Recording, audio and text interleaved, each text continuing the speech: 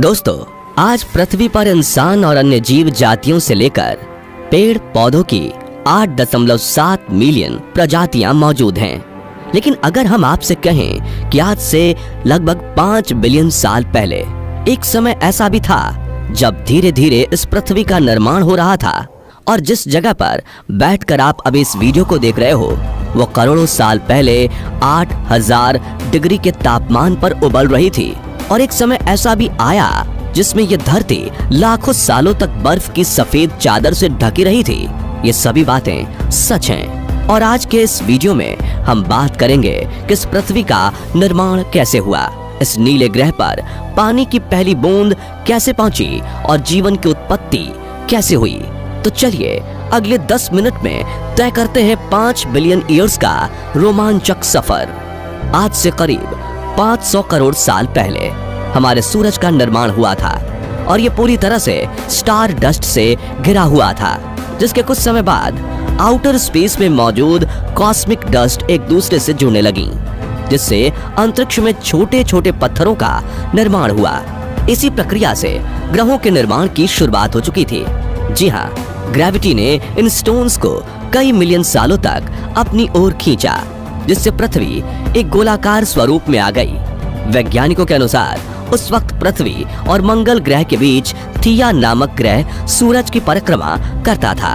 पृथ्वी पर गुरुत्वाकर्षण होने की वजह से सूरज की परिक्रमा करने वाले कुछ एस्ट्रॉयड पृथ्वी की परिक्रमा करने लगे और करोड़ों साल तक ये एस्ट्रॉयड पृथ्वी पर गिरते रहे। ऐसी ही घटना हमारे पड़ोसी ग्रह यानी थिया पर भी हो रही थी, जिस वजह से थिया ग्रह धीरे धीरे पृथ्वी के करीब आने लगा और आकर पृथ्वी से टकरा गया। और ये टकराव इतना भारी था कि पृथ्वी के कुछ हिस्से कणों के रूप में स्पेस में फैल गए और पृथ्वी की परिक्रमा करने लगे। इन्हीं परिक्रमा करने वाले कणों का एक दूसरे से टकराव और जुड़ाव होने लगा, जिससे हमारे चांद का निर्माण हुआ। हालांकि दोस्तों, अभी चांद पृथ्वी से काफी दूर है, लेकिन अपने निर्माण के शुरुआती दौर में चांद पृथ्वी के काफी करीब होकर परिक्रमा करता था। लेकिन समय के साथ ये दूरी बढ़ती चली गई। साथ ही गुरुत्वाकर्षण की वजह से चांद ने भी गोलाकार स्वरूप ले लिया था। ऐसे ही करीब 600 मिलियन साल बीत गए, लेकिन टकराव का सिलसिला अभी खत्म नहीं हुआ था। उस वक्त सोलर सिस्टम में मौजूद उल्कापिंड भारी मात्रा में धरती पर गिरने लगे। ये उल्कापिंड अपने साथ पृथ्वी पर नमक, मिनरल्स और बर्फ के रूप में पानी लेकर आए और करोड़ों सालों तक इन उल्कापिंडों की बारिश से पृथ्वी की सतह पर पानी की भारी मात्रा इकट्ठा हो गई। इस तरह साथियों, पृथ्वी पर पानी की पहली बूंद लाने वाले ये उल्कापिंड ही थे। इस पानी ने पृथ्वी की सतह के तापमान को करीब 70 डिग्री तक कम किया। लेकिन अब भी पृथ्वी का तापमान किसी भी जीव के रहने लायक ठंडा नहीं हुआ था, जिसे धीरे धीरे ये पानी ही ठंडा करने वाला था। आपको ये जानकर हैरानी होगी कि आज हम जिस पानी का इस्तेमाल करते हैं वह करोड़ों साल पुराना है, जो उल्कापिंडों से मिला है। निर्माण की प्रक्रिया के शुरुआती दौर में पृथ्वी की रोटेशन स्पीड भी काफी ज्यादा हुआ करती थी, जो वक्त के साथ धीमी होती गई। पृथ्वी के निर्माण के 700 मिलियन सालों बाद पृथ्वी की ज्यादातर सतह पानी से ढक गई, लेकिन पृथ्वी की कोर से गर्म लावा के निकलने की प्रक्रिया अब भी जारी थी, जो ठंडा होकर जमीन का निर्माण कर रहा था और धीरे धीरे एक दूसरे के साथ जुड़ने लगी और महासागरों के साथ महाद्वीपों का भी निर्माण हुआ। लेकिन अब भी अंतरिक्ष से उल्कापिंडों का गिरना जारी था। जब ये उल्कापिंड समुद्र में गिरे तो उन्होंने पानी में कई तरह के केमिकल्स रिलीज किए, जिससे विभिन्न प्रकार के केमिकल रिएक्शंस हुए और इन्हीं रिएक्शन से जन्म हुआ धरती पर पहले माइक्रोबियल जीव का, जो कि यूनिसेलुलर यानी कि एक कोशिकीय बैक्टीरिया थे। कई मिलियन सालों तक इन बैक्टीरियाज ने अपनी तादाद को बढ़ाया और महासागर के हर कोने में फैल गए। फिर जैसे जैसे सूरज की रोशनी पृथ्वी पर पड़ी तो समुद्र के पानी ने इस सनलाइट को अब्सॉर्ब किया और अंदर रहने वाले माइक्रो ऑर्गेनिज्म ने धरती पर मौजूद कार्बन डाइऑक्साइड को ऑक्सीजन और ग्लूकोज में तोड़ा, जिससे पूरा समुद्र ऑक्सीजन से भर गया और कई तरह के माइक्रोबियल जीवों का जन्म हुआ। कुछ समय बाद पानी में मौजूद ऑक्सीजन ने ऊपर उठना शुरू किया और एटमॉस्फेयर के निर्माण में भूमिका निभाना शुरू किया। इसी तरह 2 बिलियन साल बीत गए और पृथ्वी पर ऑक्सीजन की मात्रा काफी बढ़ चुकी थी। वहीं दूसरी ओर हमारी पृथ्वी की रोटेशन स्पीड भी कम हुई थी। इस वक्त पृथ्वी पर जीवों के रहने लायक हालात बन चुके थे। लेकिन यहाँ गौर करने वाली बात यह है कि अब तक सिर्फ समुद्र में ही जीवन संभव था। सतह पर तो एक पेड़ पौधा तक नहीं था। इसी तरह हजारों साल बीत गए और पृथ्वी की टेक्टोनिक प्लेट्स में दरार होने लगी, जिसके कारण पृथ्वी के अंदर का लावा कई लाख सालों तक खुला उबलता रहा, जिस वजह से पृथ्वी के वातावरण में कार्बन डाइऑक्साइड की मात्रा इतनी बढ़ गई कि पृथ्वी पर एसिड की वर्षा होने लगी, जिससे पृथ्वी का तापमान इतना घट गया कि पृथ्वी की सतह पर स्थित पानी बर्फ में तब्दील होने लगा और पूरा ग्रह बर्फ से ढक गया। इस वक्त पृथ्वी सफेद गोले की तरह दिखने लगी थी।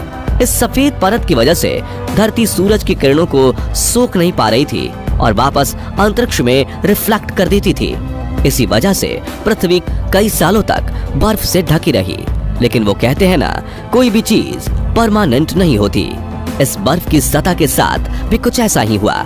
दरअसल पृथ्वी के अंदर की गर्मी ज्वालामुखी विस्फोट के रूप में सतह पर निकलना शुरू हो गई और इस ज्वालामुखी की गर्मी ने बर्फ को पिघलाना शुरू किया। इसी बीच पृथ्वी की गहराई में बचे माइक्रोबियल जीव ऑक्सीजन का इस्तेमाल करके अपने शरीर को बड़ा करना सीख चुके थे। उनका इवोल्यूशन शुरू हो चुका था। वहीं पानी में भी छोटे समुद्री पौधे निकलना शुरू हो चुके थे। ज्वालामुखी के विस्फोट से वातावरण में एक बार फिर कार्बन डाइऑक्साइड ने एटमॉस्फेयर में अपनी जगह बना ली। बर्फों के पिघलने से सूरज की किरणें और बर्फ में केमिकल रिएक्शन हुआ, जिससे वातावरण में ऑक्सीजन की मात्रा भी बढ़ गई। कई हजारों सालों तक एसिड रेन से लेकर ज्वालामुखी विस्फोट तक की प्रक्रिया ऐसी ही चलती रही। लेकिन ऑक्सीजन बढ़ने की वजह से एसिड रेन कम होने लगी और पृथ्वी का तापमान भी ठीक होने लगा। इस प्रक्रिया में समुद्र की गहराई में रहने वाले जीवों का विकास होने लगा। कीड़ों से लेकर कंकाल वाले जीवों ने जन्म लिया। जीवों के साथ महासागर में बड़े बड़े पौधे भी उगने लगे और इस तरह से समुद्र के अंदर करीब 10,000 प्रजातियों के जीव रहने लगे थे।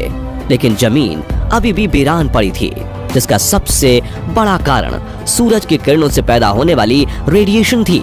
लेकिन पानी और वातावरण में मौजूद ऑक्सीजन का रेडिएशन के साथ रिएक्शन हुआ, जिससे ओजोन गैस का निर्माण हुआ, जिसने धीरे धीरे करके पृथ्वी को चारों ओर से कवर कर लिया। इस ओजोन परत ने सूरज से आने वाली हार्मफुल रेडिएशन यानी पारा बैगनी किरणों को पृथ्वी के वातावरण में प्रवेश करने पर रोक लगा दी। साथियों, आज से करीब 375 मिलियन साल पहले जमीन पर पहला पौधा उगा और धीरे धीरे धरातल पर भी समुद्र की तरह ही अलग अलग किस्म के पेड़ पौधों का विकास हुआ। साथ ही समुद्र में मछलियों और दूसरे जलीय जीवों का विकास भी हो चुका था। आपको ये जानकर हैरानी होगी, इन जलीय जीवों के पैर धीरे धीरे विकसित हुए। उन्होंने पहली बार जमीन पर कदम रखा और यही घर बनाकर रहने लगे, जिसके बाद इनका समय के साथ इवोल्यूशन होता गया और कई तरह के जीव जातियों का विकास हुआ, जिसकी शुरुआत लैंड रेप्टाइल्स से हुई थी और इनके इवोल्यूशन से कई तरह के डायनासोर्स ने जन्म लिया। दूसरी ओर प्रकृति ने कई बड़े बड़े जंगलों का निर्माण किया था, जो इन डायनासोर्स और अन्य जीवों का घर हुआ करते थे। अपने पेट की भूख मिटाने के लिए कुछ डायनासोर्स ने पेड़ पौधों को खाना शुरू किया, तो उनका शरीर लंबा और विकसित होता चला गया। वहीं जिन डायनासोर्स ने शिकार करना शुरू किया, उनका शरीर छोटा और फुर्तीला बनता गया और अपनी सूझबूझ से डायनासोर्स धरती पर चारों ओर फैल गए और राज करने लगे। वहीं इनके अलावा अन्य वन्य जीव भी विकास की इस प्रक्रिया में प्रगति कर रहे थे। इसी तरह पृथ्वी के साथ साथ जीवों का भी अलग अलग रंग रूप में इवोल्यूशन होता रहा और आज धरती पर इंसानों के साथ 8.7 मिलियन प्रकार की जीव जातियां रहती हैं। यह विकास की प्रक्रिया तो आज भी जारी है और आगे भी जारी रहेगी। तो दोस्तों, पृथ्वी के निर्माण से लेकर धरती पर जीवन की शुरुआत तक आपको ये 5 बिलियन सालों का सफर कैसा लगा, कमेंट करके जरूर बताएं। और वीडियो पसंद आया हो तो इसे लाइक और शेयर जरूर कीजिए। और अगर आप आज से 65 बिलियन साल पहले डायनासोर के विलुप्त होने से लेकर इंसानों के जन्म और विकास तक की पूरी जर्नी देखना चाहते हैं, तो एंड स्क्रीन पर दी गई लिंक से आप हमारे उस वीडियो को भी देख सकते हैं। साथ ही ऐसे ही इंटरेस्टिंग वीडियोस देखते रहने के लिए हमारे चैनल को सब्सक्राइब करके नोटिफिकेशन बेल को जरूर प्रेस कर दीजिए। वीडियो देखने के लिए आपका बहुत बहुत धन्यवाद।